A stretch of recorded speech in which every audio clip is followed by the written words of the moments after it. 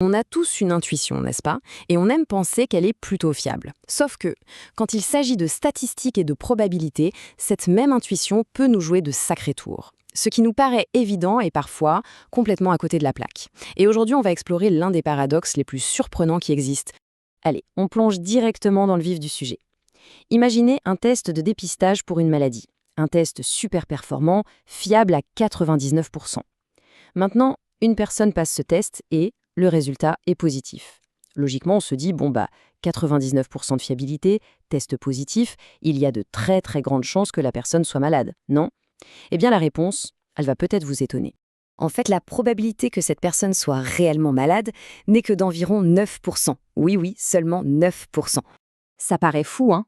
Complètement contre-intuitif. Et pourtant, ce chiffre est parfaitement exact d'un point de vue mathématique. Alors, comment est-ce possible? Comment passe-t-on de 99% à seulement 9%? C'est tout le mystère qu'on va démêler ensemble.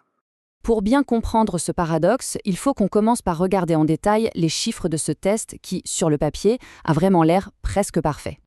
Alors, voilà les données du problème. D'abord, la maladie est très très rare. Elle touche seulement une personne sur 10 000. Ensuite, le test. Si une personne est vraiment malade, le test le détecte dans 99% des cas. Il est donc très sensible. Et si une personne est en bonne santé, le test ne se trompe en donnant un faux positif que dans 0,1% des cas. Franchement, à première vue, on se dit que ces chiffres sont excellents. Bon, le cœur du problème, là où notre cerveau se fait avoir, ça réside dans une confusion très fréquente, une confusion entre deux manières de voir les probabilités. C'est subtil, mais c'est la clé. D'un côté, on peut regarder un sous-groupe spécifique. On se dit, ok, prenons uniquement les élèves de seconde, et parmi eux, combien font de l'anglais? Ça, c'est une probabilité conditionnelle.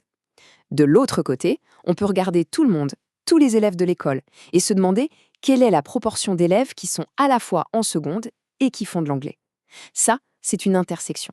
Et c'est cette petite nuance entre parmi et qui nous piège complètement avec nos tests.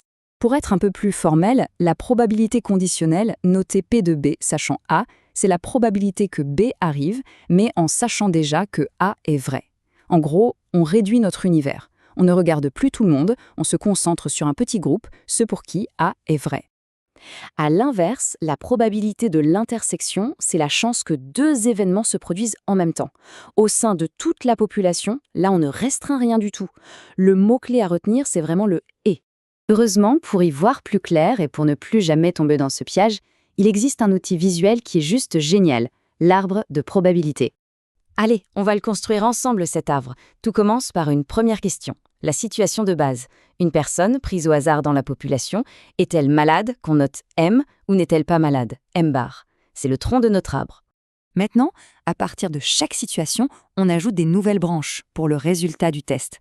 Sachant que la personne est malade, le test peut être positif, T, ou négatif. Et sachant qu'elle est saine, pareil, le test peut être positif ou négatif. Ces nouvelles branches, ce sont précisément nos probabilités conditionnelles. Et là, attention, voici la règle d'or de l'arbre. Pour connaître la probabilité d'un chemin complet, par exemple, être malade et avoir un test positif, c'est tout simple, on multiplie les probabilités qu'on rencontre le long des branches. C'est ça qui va tout nous débloquer. Parfait. Maintenant qu'on est armé de notre arbre et qu'on a bien compris la logique, on peut retourner à notre test médical et enfin résoudre ce mystère. Appliquons les chiffres de notre problème. La probabilité d'être malade, P de M, c'est 0,0001. Donc logiquement, celle de ne pas l'être, c'est tout le reste, 0,999. Ensuite, les conditions. Sachant qu'on est malade, le test est positif à 99%. Et sachant qu'on est sain, le test est positif à seulement 0,1%. On a tout ce qu'il faut. Et c'est là, précisément là, que tout bascule. La question de départ, ce n'est pas quelle est la probabilité d'un test positif si on est malade. Ça, on le sait, c'est 99%. Non, la vraie question qui nous intéresse, c'est quelle est la probabilité d'être malade sachant qu'on a un test positif? On a complètement inversé la condition et le résultat. Pour faire ce calcul inversé, on utilise une formule célèbre, le théorème de Bayes. Mais pas de panique, l'idée est assez simple. En gros, on doit calculer deux choses. D'abord, la probabilité d'être ce qu'on appelle un vrai positif, c'est-à-dire être malade et avoir un test positif.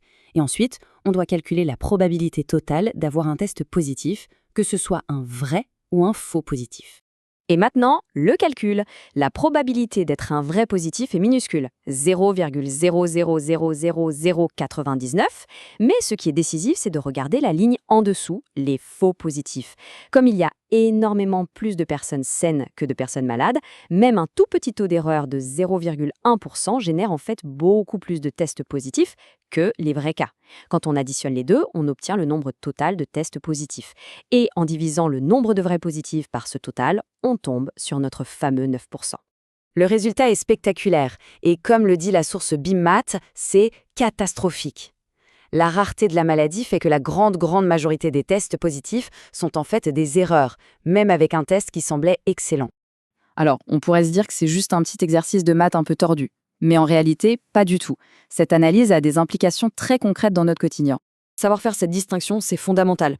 Que ce soit pour interpréter un diagnostic médical, pour évaluer une preuve dans un procès, comme un test ADN par exemple, ou pour analyser les résultats d'une étude scientifique. Une mauvaise interprétation de ce genre de statistiques peut mener à des conclusions totalement fausses, avec des conséquences parfois très graves. Donc si on devait retenir l'essentiel, ce serait quoi? Premièrement, la fiabilité affichée d'un test peut être très trompeuse, surtout quand ce qu'on cherche est rare. Deuxièmement, il faut toujours se poser la bonne question. Est-ce qu'on cherche la probabilité de A sachant B ou de B sachant A? Ce n'est pas du tout la même chose. Et enfin, le point le plus important, le taux de base, c'est-à-dire la fréquence du phénomène dans la population générale, eh bien ça change absolument tout au résultat. Et tout ça, finalement, ça nous amène à une question plus large. Maintenant qu'on a vu comment une statistique qui semble simple et fiable peut en fait cacher une réalité bien plus complexe, on peut se demander quelles autres données, quels autres chiffres qu'on voit passer tous les jours dans les infos ou ailleurs pourraient bien nous tromper exactement de la même manière. La réponse, c'est probablement beaucoup plus qu'on l'imagine.